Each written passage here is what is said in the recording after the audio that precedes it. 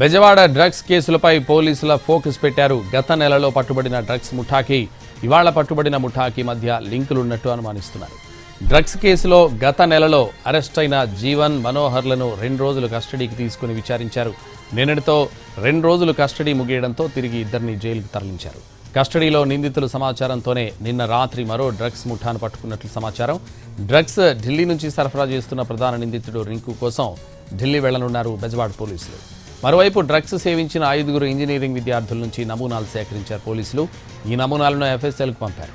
Report వచ్చిన తర్వాత వీరిపై కూడా చర్యలు తీసుకోవడానికి రంగం సిద్ధం చేస్తున్నారు. 6 నెలలుగా బెజవాడలో డ్రగ్స్ దందా జరుగుతున్నట్టు గుర్తించి అన్ని ముఠాలపై ఫోకస్ పెట్టారు పోలీసులు.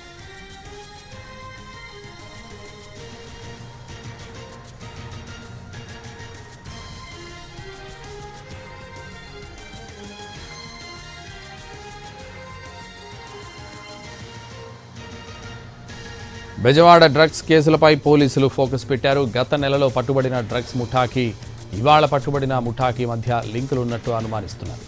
డ్రగ్స్ కేసులో గత నెలలో అరెస్ట్ అయిన జీవన్, మనోహర్లను 2 రోజులు కస్టడీకి తీసుకుని విచారించారు. నిన్నటితో 2 రోజులు కస్టడీ ముగియడంతో తిరిగి ఇద్దరిని జైలుకు తరలించారు. కస్టడీలో నిందితుల సమాచారంతోనే నిన్న రాత్రి మరో డ్రగ్స్ ముఠాను పట్టుకున్నట్లు సమాచారం. డ్రగ్స్ ఢిల్లీ నుంచి సరఫరా చేస్తున్న ప్రధాన నిందితుడు రింకు కోసం ఢిల్లీ వెళ్లనున్నారు బెజవాడ పోలీసులు. మరోవైపు డ్రగ్స్ సేవించిన 5 ఇంజనీరింగ్ విద్యార్థుల నుంచి నమూనాలు సేకరించారు పోలీసులు. ఈ నమూనాలను ఎఫ్ఎస్ఎల్కు పంపారు. రిపోర్ట్ వచ్చిన తర్వాత వీరిపై కూడా చర్యలు తీసుకోవడానికి రంగం సిద్ధం చేస్తున్నారు.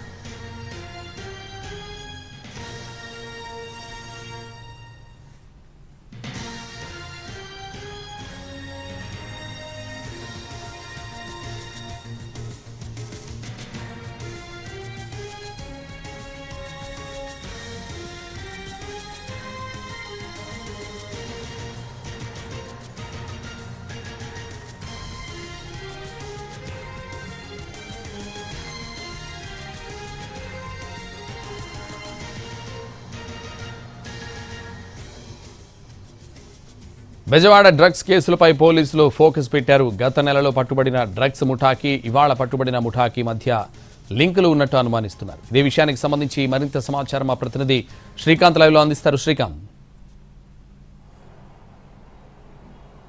విజయవాడలో వరుసగా పట్టుబడుతున్న డ్రగ్స్ ముఠాకి సంబంధించిన లింకుల మీద అయితే విజయవాడ పోలీసులు ఫోకస్ పెట్టారు. ఎందుకంటే గత నెలలో కూడా ఇదే విధంగా విజయవాడలో డ్రగ్స్ పట్టుబడిన సమయంలో 3 వ్యక్తులను అరెస్ట్ చేశారు. ఆ తర్వాత దీనికి లింక్ ఎవరైతే సరఫరా చేస్తున్నారో మరో 2 ఉన్నట్టుగా గుర్తించి అందులో మనోహర్ అనే కీలక వ్యక్తిని కూడా అరెస్ట్ చేశారు. మొత్తం 4 అరెస్ట్ చేశారు.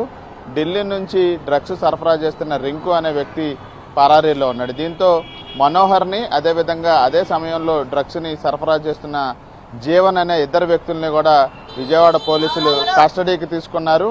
నిన్న మొన్న 2 రోజుల పాటు విజయవాడ సబ్ జైలు నుంచి పోలీసులు, టాస్క్ ఫోర్స్ పోలీసులు కూడా విచారణకు తీసుకొని వాళ్ళిద్దరిని విచారించి కీలక సమాచారం సేకరించినట్టుగైతే మనకు తెలుస్తుంది. వాళ్ళు ఇచ్చిన సమాచారం ఆధారంగానే నిన్న రాత్రి మరోసారి విజయవాడకి డ్రగ్స్ తీసుకొస్తున్నటువంటి అటు ఆకాష్, అదేవిధంగా మణికంఠ, కౌశిక్కి సంబంధించిన 3 ముఠాకి సంబంధించిన వివరాలు కూడా గుర్తించి వాళ్ళను కూడా పట్టుకున్నట్టుగైతే పోలీసులు అనుమానిస్తూ ఉన్నారు. ఆ గ్రూప్కి ఈ గ్రూప్కి కూడా లింకులు ఉన్నట్టుగా అయితే ప్రాథమికంగా అనుమానిస్తూ ఉన్నారు. ఈ నేపథ్యంలోనే పూర్తి స్థాయిలో ఢిల్లీ నుంచి డ్రగ్స్ వస్తున్నట్టుగా గుర్తించారు. దీనికి కీలక పాత్రధారిగా రింకు అనే వ్యక్తి ఉన్నాడు. ఆ వ్యక్తికి సంబంధించి గతంలో పట్టుకోవడానికి ఢిల్లీ ఒకసారి విజయవాడ పోలీసుల బృందం వెళ్ళింది. ఆ తర్వాత హైదరాబాద్ కూడా వెళ్ళింది. అయినా కూడా దొరకని నేపథ్యంలో మళ్ళీ విజయవాడలో డ్రగ్స్ అమ్మకానికి సంబంధించి నిన్న తాజాగా పట్టుబడటం, అదే సమయంలో గతంలో పట్టుబడిన నిందితులు కస్టడీలో ఉన్న సమయంలోనే ఇది జరగడంతో ఈ 2 గ్రూపులకి మధ్య లింకులు ఉన్నాయా అని అయితే విజయవాడ పోలీసులు అయితే అనుమానిస్తున్నారు. ఆ దిశగానే విచారణ చేపట్టారు.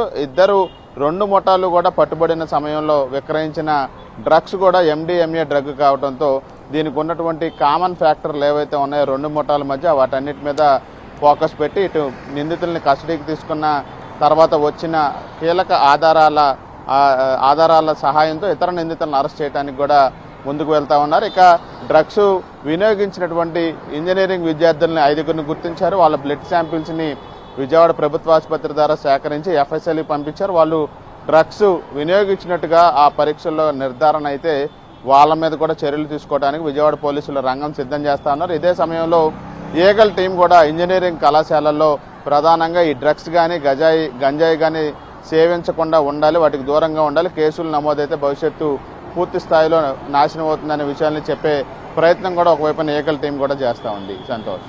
Right, thank you Srikanth.